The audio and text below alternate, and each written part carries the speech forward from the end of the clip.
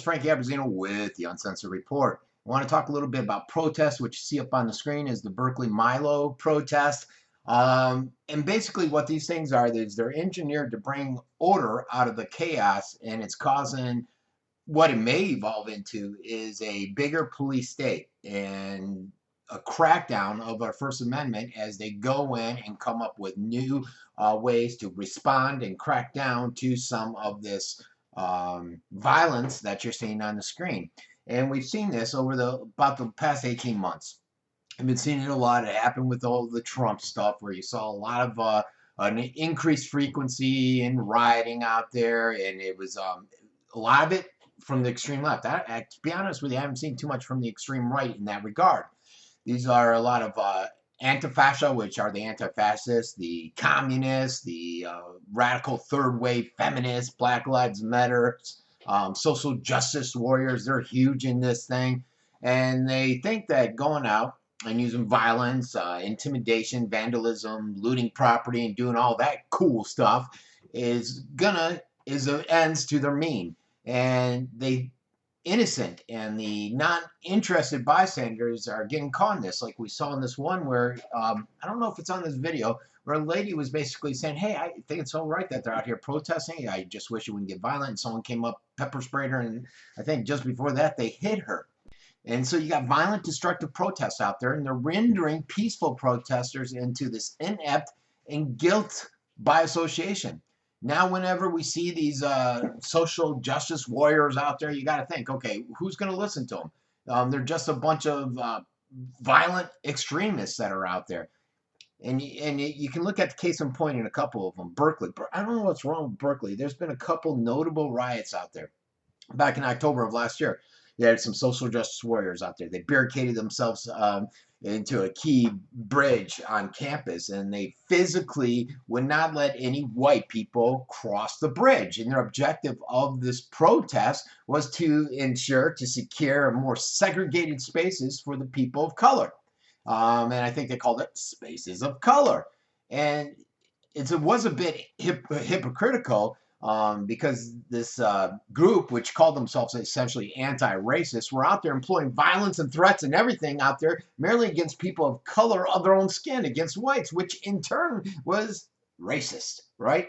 To get segregated space. And it just didn't make sense. And that's one of the many reasons why it'll fall flat on its face. The Milo guy, now this is crazy. I listen to Milo all the time. He retired yesterday, but from Breitbart. He's a conservative individual. He calls himself dangerous faggot, Milo. He's out of England, I believe. And the social justice warriors are out there, and they went out to that Berkeley just before he could get there, and they started mass violence, vandalism, hysteria, because they wanted to prevent the gay, interracial, loving Jewish foreigner from a peaceful protest that he wanted to put on over there. They did not want anything to have to do with that. They firebombed the location too. Their own school, they firebombed it like a bunch of idiots, which is utterly amazing. They burned his effigies and everything just to prevent him from getting out there and speaking and giving individuals another food of thought, if you will, another message that maybe they may or may not be interested in. This whole Antifacia, though, and the South and these social justice warriors, it's crazy what's going on. It's crazy how they're using violence to try to silence and censor people. And that's on what happened to me in Sarasota. And it was on the tape where I ended up just walking away. I didn't want to antagonize too many people, but I went up to the guy and he was saying something, and I said, well, I asked him a question because it wasn't making sense. And I said, you know, he was trying to, what these guys did out there a lot of times, either A, they didn't know why they were there, or B, they were protesting because Trump did something in his, 30 days in office, 35 days in office.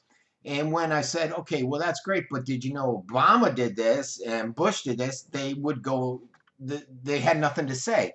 Or they were like the one individual who decided to go crazy on me and started calling me Nazi because I questioned him on it. And they think screaming violence will get them where they want to go. Presidential inauguration, another time in D.C. You had the Antifas there. The communists were there. radical leftists, and they were all there. They were rioting. They resorted to tactics of violence and vandalism, and they were caught throwing bricks, intimidating people, hitting people. There's the poor lady that was pepper sprayed and punched on the screen. And you saw this at the presidential elections. And it did not help them to get their message out. BLM has the same problem in their rights. You know, a lot of times you go out, a lot of protesters are out there, hey, we want better rights. We want issues, concerns with the police when it comes to racially profiling or coming after blacks. Okay, go out there and protest. The problem is they got some bad apples in there. Bad apples have been paid by groups like Soros. And they go out, and these protests evolve into riots. We know that with Milwaukee, what happened in Charlotte, gas stations being lit on fire, people being hurt, interstates being closed down. And I think one BLM protest out west, they blocked the highway and the ambulance can get by. So who's going to listen to your message? Who's going to care about your message? Now, some of them, like the Women's March, did it right. They had 2.5 million protesters out there. They were promoting promoting the human civility, reproductive rights, and it was largely absent. There wasn't a lot of violence involved in there. There wasn't intimidation. The featured protests, though, were a little strange with the vagina attire and the Islamic themes and doing the chant before prayers, oh, Abu Akbar, whatever you say it is. And what's amazing about them is they were out there against Islamophobia and doing the prayer to call to prayer and stuff. Yet, if they were to go to Saudi Arabia, do they know how women are treated there? You can't even leave your husband's presence. If you get raped, you're killed or locked up because you somehow promoted that person and induced that person to come on to you. It's crazy that they're out there supporting the extreme Islamicism that really don't believe in women's rights. You have no rights. But they got out there and they did their march, and then they probably got a clearer message across. The other thing I didn't like is the fact that it was supposed to be inclusive, all women, yet a lot of the anti-abortion groups were essentially told they couldn't partner with them and they didn't want them associated with them, so it wasn't inclusive.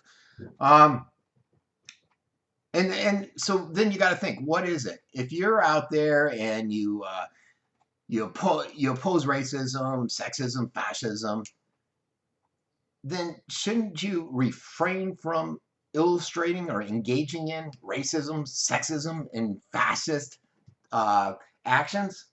Because that's what they're doing in many of these causes. And any legitimate protest out there that wants to stop injustice will be deemed illegitimate, and their cause may just be ignored by many if they associate with violence. And that's what's been proven over and over again. And that's what's happening here. First I was talking to someone and I said, it's funny with the communists, when they were in Germany, the communists were formed and they were out there beating up a bunch of people, intimidating people, and you had that far right schism that was there. Hitler came in, and they basically, his brown shirts said, we're not going to take anymore. They formed the brown shirts, and the brown shirts went out there and started fighting that intimidation. And it's almost like history is repeating itself. And is that a history we really want repeated? Aside from a lot of the societal damage that's being created out there from this violence and intolerance, the divisiveness, the environment that you see right there plays into the hands of the people that want you under control. And they're just going to come up with a new means. They're going to say, oh, maybe we need to militarize our police force. Oh, maybe we need to federalize our police force. Maybe we need to take away people's rights to gather, to protest. I think you get what I'm saying. So, what say you? This has been Frankie Abbruzzino with the Uncensored Report.